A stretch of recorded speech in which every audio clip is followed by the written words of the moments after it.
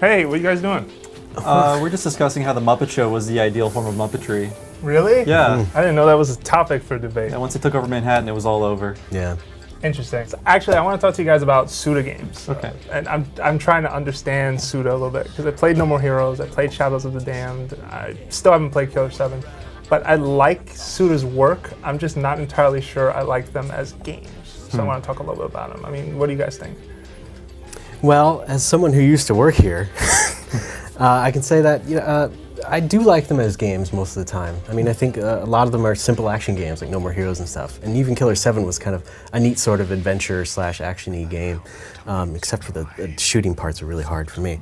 But yeah, I guess I'd see where you're coming from. I mean, in general, their stories are much more what they're all about. And it's like a lot of the times, yeah, they're screwed up and really nutty, and sometimes they just shouldn't, are just lame sometimes.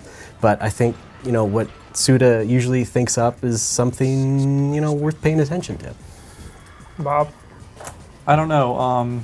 I really have enjoyed his output, but not so much lately. It's still very different from what you'd see from an American publisher, but I feel like he's not as creative as he used to be. And a lot of what he's been putting out is just kind of lazy, in my opinion. Just the sort of, I don't know, the way his stories are being told are really not as surreal and disturbing as anything that we found in Killer 7. Yeah, I agree with that too. I mean, Shadows of the Dam was a good collaborative effort, I think. They really pulled it together in the end, I think. But yeah, you see stuff like the new game they're making, Lollipop Chainsaw, and it's just like totally, it seems like a total stereotypical thing that just like seems like it's kind of diluting now. Right. My take on it was he saw Sucker Punch and he was like, "That's a good idea for a video game," and then he ran off to make it. See, that makes me wonder what Codename D is about, because that's another Grasshopper game that I think he's involved in, isn't he? And there's just like no details or anything. Right. Is that the Kinect one? Right. Yeah, that is the Kinect one, and that's what worries me, because if his games, I mean, as stylish as they can be and as fun as those adventures can be to take part in, I just wonder, what am I going to do on Kinect in one of Suda's games, or a Grasshopper game? Maybe it's not fair to just call it a Suda game. If I can go back to Sucker Punch, I believe he was promoting that in Japan at an event once. Okay. So. Really? Yeah. Okay. It all makes sense I read now. It, yeah. It all makes sense. Saw that on the internet. So yeah, it makes total sense. Well, you've spent some time with Suda and some time in Japan. I mean, what? That's right. Give us some insight. I interviewed him for a while. Well, so long ago. It's all a blur now. Gosh. But no, I was like, I always like to say I knew him before he was cool. That's what I like to say. Because I remember seeing like Flower, Sun, and Rain when it was originally a PS2 game and really like being interested in that. And I liked it when it finally came out in English. And so I was always sort of tracking him up through Killer 7 and all that until he became super big. And yeah, I was always really interested in, like I said, like the stories he was putting out there, and sort of like this sort of adult sensibility. Like it's not, it's a lot of bloody stuff and a lot of lame sex jokes a lot of time, but it's kind of more mature than a lot of stuff that is quote unquote mature or rated mature. Well, at least back then it was. Yeah. I mean, again, Lollipop Chainsaw, I don't even know, but yeah. So how do you feel about where he's headed now, the direction he's headed now?